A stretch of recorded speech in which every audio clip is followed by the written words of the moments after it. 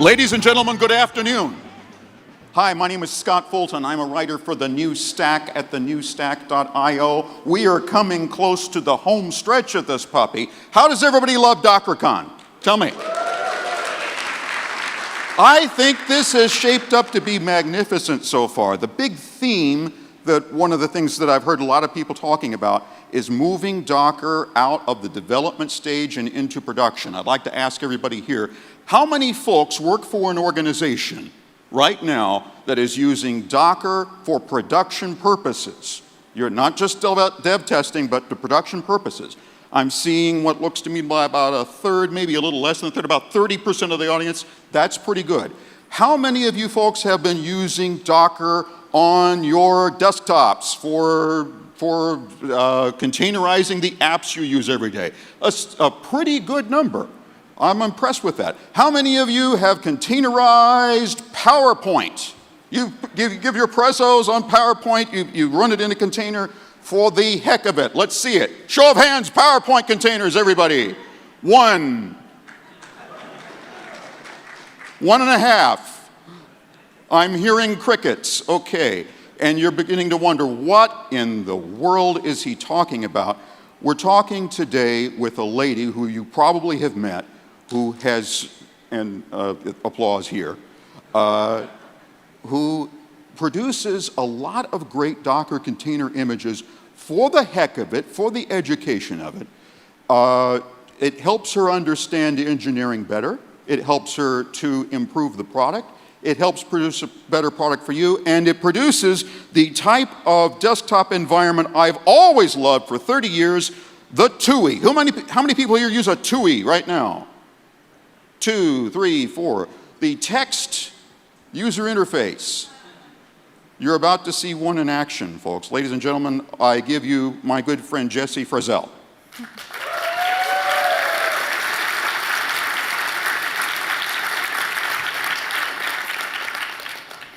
Okay, so yeah, as he said, I'm Jesse Frizzell.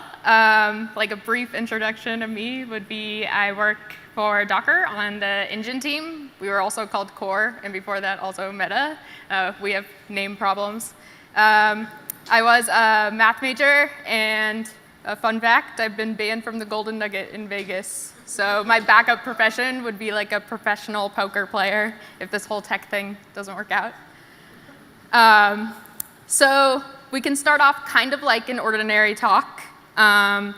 So if I was to give an ordinary talk, I would use slides in LibreOffice.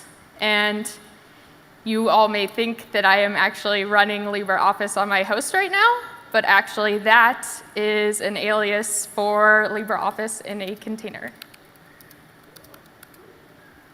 So we can look at the logs if you don't believe me. And there's some weird errors, but they don't matter. That will be a common theme. So let's open this thing.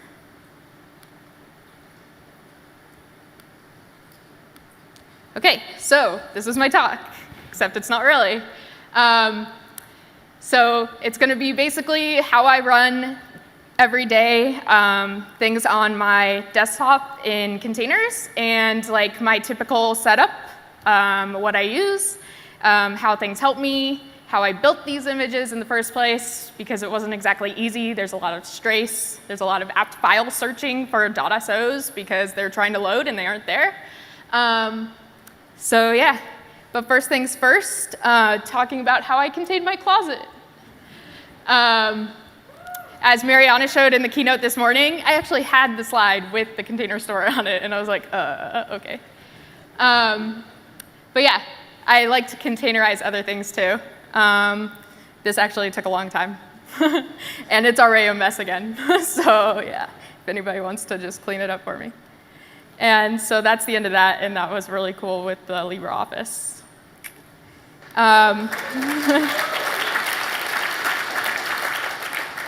One of the main things I did to make running these like containers on my host a lot easier was to create a ton of bash aliases. So let's do a Linux and the keyword repeat. I have this file in my bash RC, and so there's like just a few helper functions like relies on, which we'll see later with Pulseaudio in a container, and then every single container has its own function in this file. They're in alphabetical order, so if you just want to take a fast look, it's like Chrome, Cloud App, Document Server, Firefox, all these CLI tools, GIMP, Hollywood, HTOP, HTTP, ImageMin, Orisi, Kernel Builder, LibreOffice, MPD, MUT, NES, which I'll show you later, Notify OSD, which is your desktop notification daemon. I actually put that in a container too. Pulseaudio, which is usually your audio server. That can be in a container. Remote desktop apps, Skype, Slack, Spotify, Steam. It keeps going forever. So yeah, basically to make my life easier today, I'm not going to type out all the Docker run commands to show you these apps, but you're going to believe me because these are open source on GitHub and you can go do it later and run it on your own host. Some also helper functions, things that you wouldn't expect when you're doing stuff like this is when you click a link in, say, Orisi, you want it to open Chrome, but Chrome is also running in a container, as is Orisi. So there are a few helper things you need to put in your X resources. Little did you guys know you were going to learn so much about Linux on the desktop. This like URL launcher launches a custom script I made that is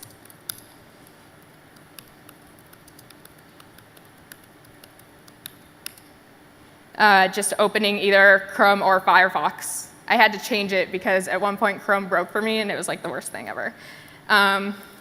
If anybody has ever had to use Firefox, it's not as good as Chrome.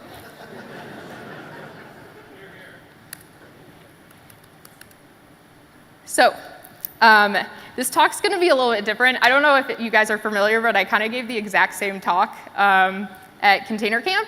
And since I figured most of the same people would be here, I didn't really want to do a container repeat, which I'm going to dub the phrase. It's kind of like an outfit repeat, but it's with containers. You don't want to repeat the same one. So I already did that with LibreOffice, and I'm like kind of upset about it.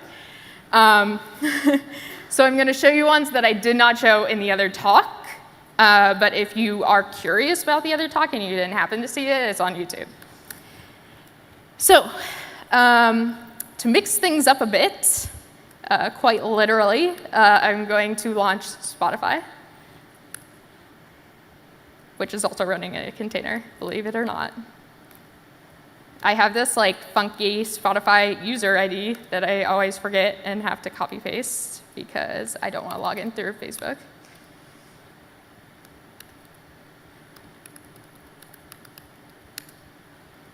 And actually, the reason why I containerized Spotify in the first place was Kelsey Hightower and I share 90s rap playlists. So just to prove that audio works.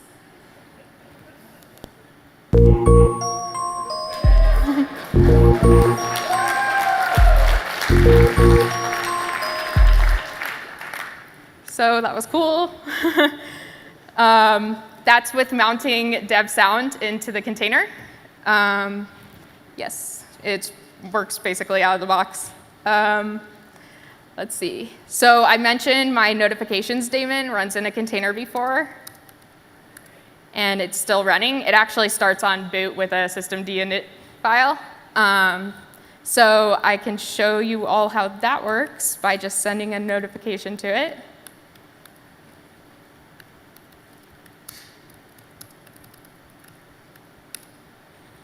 And there we go. It's up in the corner. And actually, I even have it hooked up. If we open that file again, to Orisi, it shares the dbus. So it can send notifications to the notification daemon, which also mounts dbus and runs as me. And you also have to like pass the whole like X authority so that dbus knows that you're authorized. It gets a little messy. None of these are very clean. That's why I kind of like not showing the commands and just doing the cool little alias that makes it look really easy. Yeah. So some of the ways to actually build these, because it's super freaking hard, is like running strace, which will usually like fire off, trying to read blah blah.so, and then you're like, well, where's blah blah.so? So I actually ended up putting apt file in a container. So here I am in the container. You can do like an apt file update.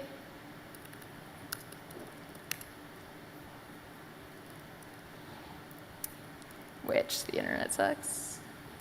At the same time, we can also just like see what's all running with htop in a container. It's PID host, so it gets all the processes on my host, but I don't have to install htop on my desktop, and instead can use the container. Let's see. The actual one of the hardest ones to containerize, I think, personally, was Microsoft just recently announced that Visual Studio can be run in a container, can be run on Linux, which is huge because like my first internship, I used Visual Studio, I used all the tools, I used like ISS, I put everything, yeah. So I'll show that after I show that you can search for like gl.so. I don't know if you guys are familiar with that file, but it's like one of my favorite programs. It's so cool. So yeah, so it shows you like what packages install that, and then you can install it in the container so that it won't error. But so Visual Studio. There we go. And that's also running in a container.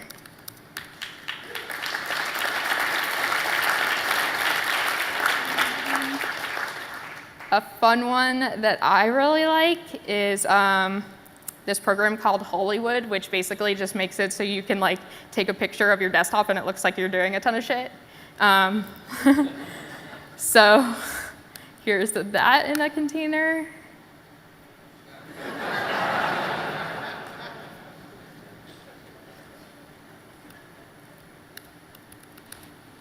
Yeah, it would help if I could type.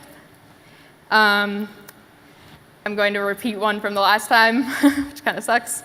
But Chrome in a container is really awesome. Actually, even Hangouts works. But even cooler is OpenGL works with sound. This is like a Chrome experiment, I guess. That's a little, okay. So, I mean, it looks pretty good. Actually, it looks really good on there compared to the last time I did this at a talk. It looks really nice on mine because I have the new Dell. So yeah, I mean, these all just seem like so normal to me that it's like weird to show. Recently, I ended up putting Pulseaudio in a container. Actually, let me make sure I want to do that one next. Sorry, nope, I don't want to do that one next. Forget that. If you ever wanted to play like a really old school NES Nintendo game, there's this GitHub project, which is super cool. And it like loads old ROMs, and you can play with it. So I put that in a container, and we can play. Which one do I have? Zelda. There's sound.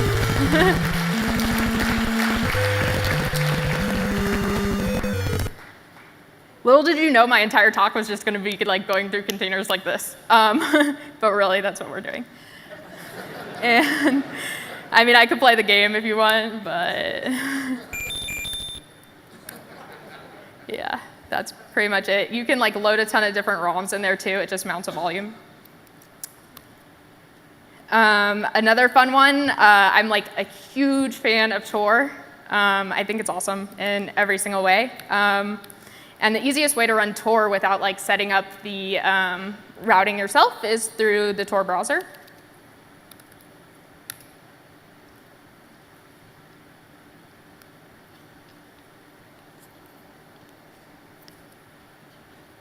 It needs to like set up everything.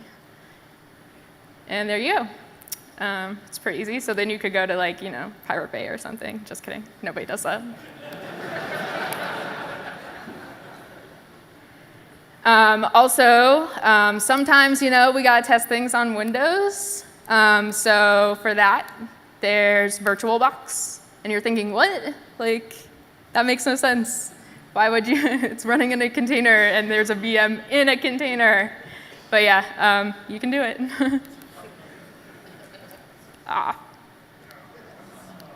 OK, so this one takes a little love. This is actually like pretty good that it's doing this. Now I can show you what happens.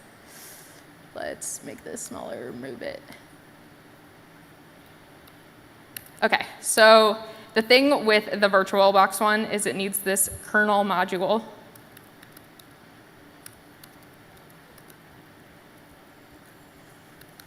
Let me, oops.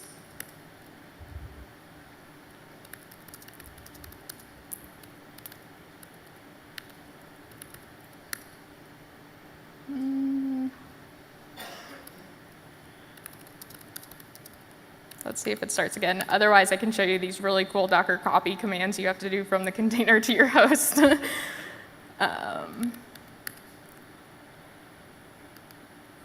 Yeah, OK, cool. Whew, minor blip.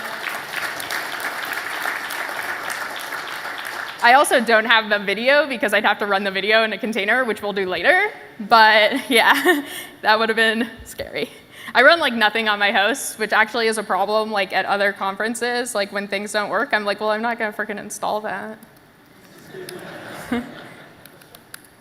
So like here I am in a, in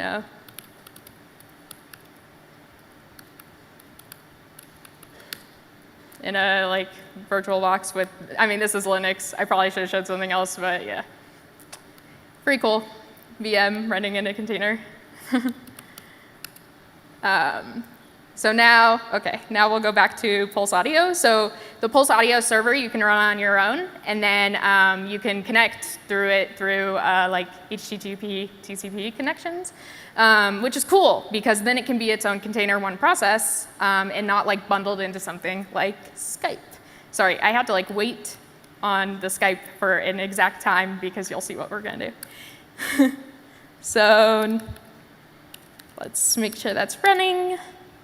Cool. Now I'm going to bring up Skype, which is also running in a container, and I'm linking it to the Pulseaudio container. So we have audio. Going to log in.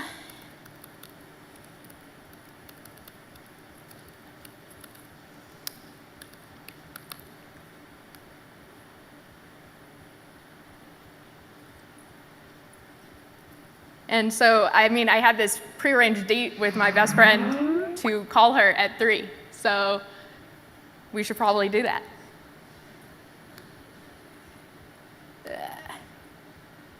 Need it to get a little bigger here. And she's not on yet, so we're just going to have to wait. Nope. Yeah. We will wait for a second for her, and we can do something else. So the way you actually get video in a container is through mounting dev video 0, or whatever your video device is. You can also mount your printer through a device, which is pretty cool. If you don't want to install cups on your host. Cups is the worst. I don't know if you guys have ever done Linux on the desktop, but cups is literally the worst things ever. You'd think that they would have figured it out by now, but I guess nobody prints anything anymore. You could probably just fax it to someone through the web. I have no idea.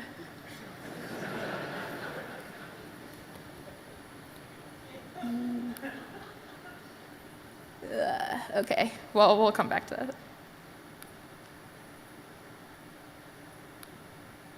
I don't know where all my contacts went either. OK. Nope. OK. Well, in the meantime, let's close this out. Editing images on Linux, the most popular one is GIMP. So I put that in a container.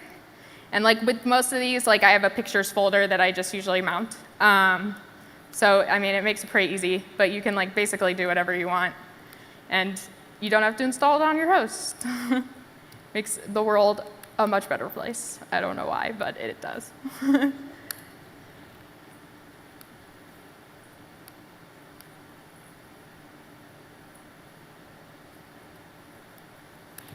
Okay, let's see, what else did I have? Oh, watching movies. I personally use Plex and usually watch things through Chrome if I'm going to do it on my computer, but for fun, we'll show VLC. And, let's do it.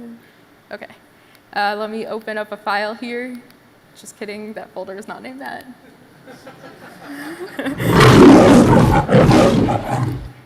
And I mean, the best movie ever, Hackers. So yeah, and obviously sound works.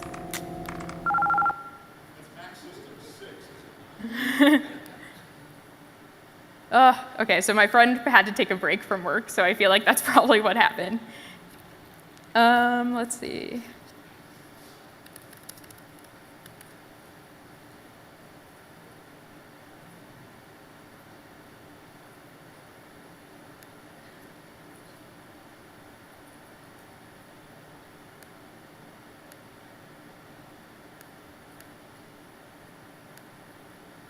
Let me just, because I don't know what happened to that screen.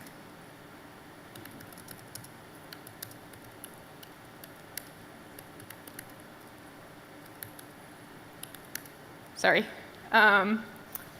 Just need to like fill the void here.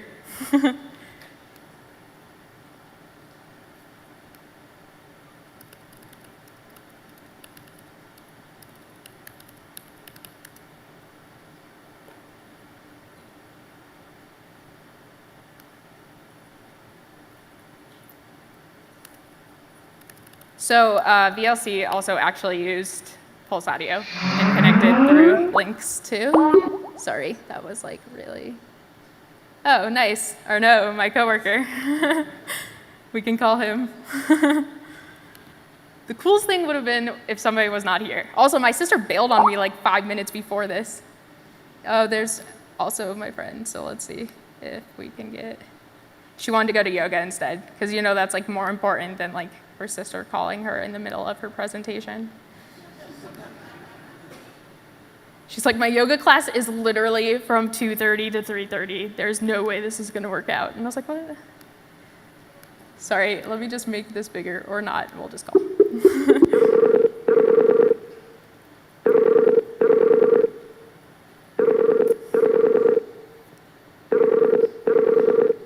It's like you're in here. Why don't you just answer?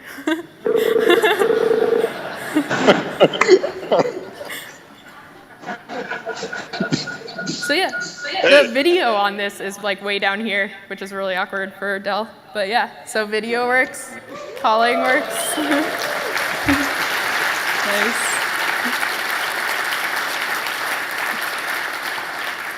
Sorry, bye. And yeah. There's that. Okay, and so let's see. What else do we have? I think that was basically it. So lastly, I recently wrote a blog post on how to route all your traffic through Tor, because Tor is awesome. So to go into that a little bit, so the Tor browser, when you spin that up in a container, it creates a Tor connection, and then it actually like sets up everything for you as far as the browser connecting through that interface, which is nice. It like takes away almost everything, but you know sometimes you don't want to use Tor browser because it's kind of just like a forked Firefox, which I already said I don't really like. So you want to use Chrome, or you just like want everything, like even the curls on your host, to go through Tor. I don't know why, but you know, reasons. So you can actually run Tor on your host and set up routing through it, or you could run Tor in a container and then set up routing through the container. So yes, to go into that a bit more, I have a fork of Tor, and I created this Docker file. I mean, I didn't show like most of the other Docker files just because I don't think they're like all that interesting, but we'll go into one of them in depth just for the fun of it. So the cool thing about this Docker file is I submitted it upstream so that they could also run their tests in it. So it builds Tor from source, and it also builds Tor from master. So you might run into issues, technically, if you're running Tor master. It's the same as like running Docker master. It's fun. Yeah, so it creates this Tor user, and everything Tor is run by the Tor user itself, make install, puts all the files in the right places. This Tor RC is actually how we're going to set up the redirects. The DNS port is usually 53, but it's a little funky to try and do that and then redirect it in the container. I was having some issues. But if somebody wants to like fork this and fix it, they totally can. But it's easy just to route through that, and you'll see. The port for the transport is 9040, which is like the standard Tor port. And yeah, so then you're just starting the container on Tor and using that Tor RC. So we'll start that. Actually, I want to do it differently.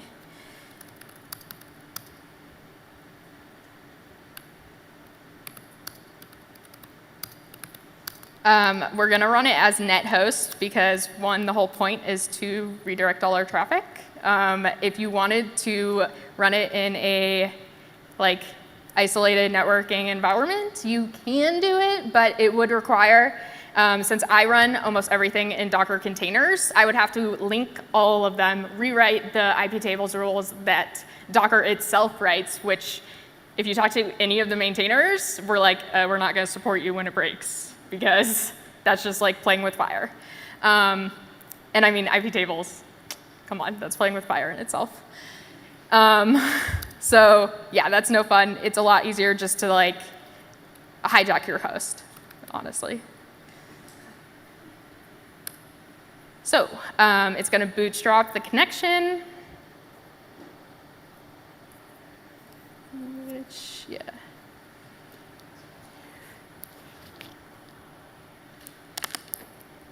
Cool, so now it's all running. And I have this neat little, actually I'll go in a new tab.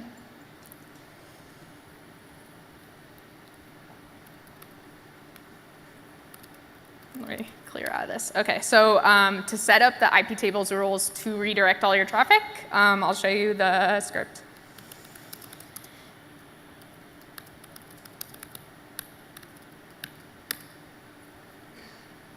You have to do IP tables as root. So we're going to redirect, like, first give owner Tor ID some access to IP tables, set up the redirect to the DNS port, and to our host port 53 UDP. Then you can actually like give a set of things that you don't want to be routed through Tor, but like honestly, I just feel like you might as well just do them all, or else you're going to forget. And then set up everything to go through the transport. So if we run that, oops, that's why I did that. Wow, okay, so ignore that little bash foobar. And then if we go to check, so it's now running through Tor, and everything that I have will not be read by the NSA, which is nice.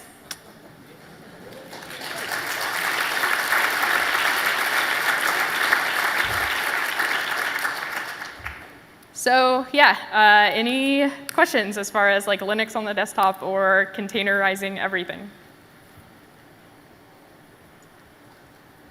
Third row in front. Hey, so a couple of questions. So I saw a lot of the apps you ran lost state whenever you restarted the apps. So for example, Skype lost its sign-in, and some other apps, Spotify, you had to sign in. So do you have to do that every time? No, like you can actually link with your hosts. Like you can mount a volume with the like dot files or wherever they save their crap with your cache, which is usually what I do. With Skype, I don't do that because I actually like never use Skype. So it's just something else to manage. And yeah, honestly. Like, it's pretty easy. You just have to figure out where the files are. And most apps, it's like .skype or whatever, yeah, or .cache/Skype or something. Follow-up question for the volumes thing. So how do you deal with permissions? For example, permissions are different inside containers, and containers run as different users. It's a different user on your host. And like when you're mounting volumes, things can get a little messy. Yeah, so like my Skype container, my Spotify container runs as like a Spotify user. It just takes like choning the files in an exec usually, which sounds really nasty. But there's really not much else you can do. The thing is, like, if you mount the volume in the first place and it's empty, it's gonna be owned by the user of that container because they're creating it. So that's like, I would say, your best bet. Otherwise, like, if you're actually ones like that I create with my Jesse user, putting them in a container, you're gonna have to churn it. It's gross. But until we have like user namespacing or something, there's not really a way to do that. First off, awesome talk. This was really cool. Second, can we please get you to check in your bash RC file? Because I went online, I see the bash RC looks different. No, like those are in my .files repo, not in the Docker file repo itself. Perfect. Yeah. Thank you so much. Jesse, did you get any of your inspiration from using maybe the classic computers of the 1970s and 80s, or is your experience, did it begin and end with Linux? So actually, my grandpa was like one of the first computer scientists for Motorola. So he has like all these old computers, and he still uses them for like his little like TUIs he uses for like paying bills and stuff. And I'm like, you know, there's like very advanced apps now. But he likes them. And so I don't know. I mean, I like that kind of stuff. I mean, I'm a huge fan of TUIs. Like half those GUI apps I don't use every day, just because like I'd rather be in like a text user interface. But yeah. So I guess kind of, I don't know. Oh my word. May I just, that's the first time I'd heard about that. I've met your grandfather, and it was maybe at a conference maybe 20 years ago, but if I'm not mistaken, but on my time, but he was an inspiration. Let's see if we can get questions from the back here. Any questions from the back section? I see a hand way back here. One moment.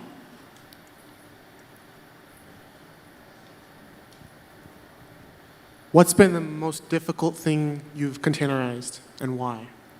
So I kind of think it was the Visual Studio one, mostly because like it didn't really come with any instructions. It was just like, here, run this file, and I was like, okay, strace file, and every single like library or like dev headers that I have in that container, like I had to figure out myself how to get there.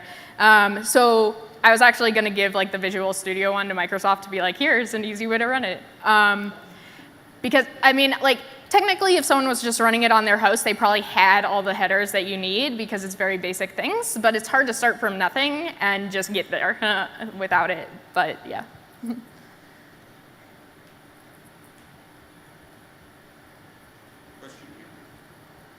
Is your window manager running in Docker? No. So that's something I actually want to do. There have been attempts at this, and it's quite complicated. So Jerome, who also works on our team, he put, you know, like the X server in a container, and he was telling me to try it out, but he was like, before you do that, you can't escape it. So you might want to close everything else, and then you're gonna have to like hard reboot your laptop because you can't get out of it. So there are like some works in progress, but nothing that I would consider telling anyone to run yet. Sir?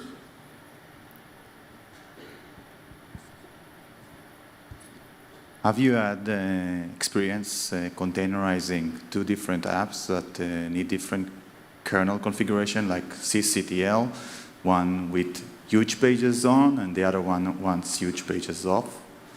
So how do you deal with that? I haven't done anything where like they conflict, but so the VirtualBox one you saw, I had to mod probe that thing. There's that, and the thing that sucks about that actually is like I had to copy all these files to my host to even install the kernel module itself, which like it hurts me a little bit on the inside, but then you can delete them afterwards except for the KO. But Yeah, I mean, I haven't really had one where it conflicts, but I would probably just bash script it in the alias to like fix the things. And then what would suck was I guess you couldn't run them at the same time. Right here. So I had a question about for the graphical applications, you're bind mounting in like say dev sound and dev video, but do you have to install like the drivers themselves for NVIDIA or anything like that for running those inside the containers, or do you just need to bind mount the actual devices and it just works as is?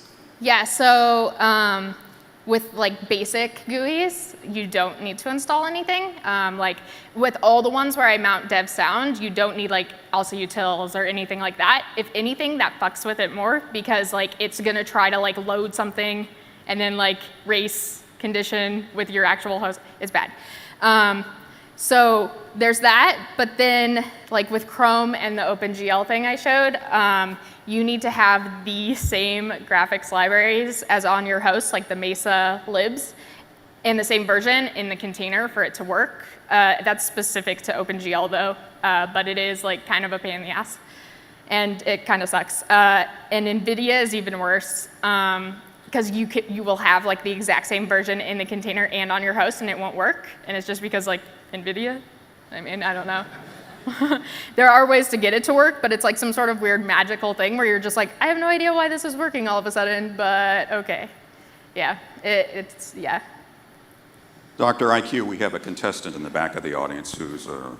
And this is our last question, Well- so we can get our next group in. Well-dressed gentleman in the back. Could you please stand and identify? Hey, Jess. Oh, I'm Solomon. Hi. Big fan. I think we should make the Tor routing container a network plugin so that every app could just go through Tor magically. Yeah. Can you help us? Yeah.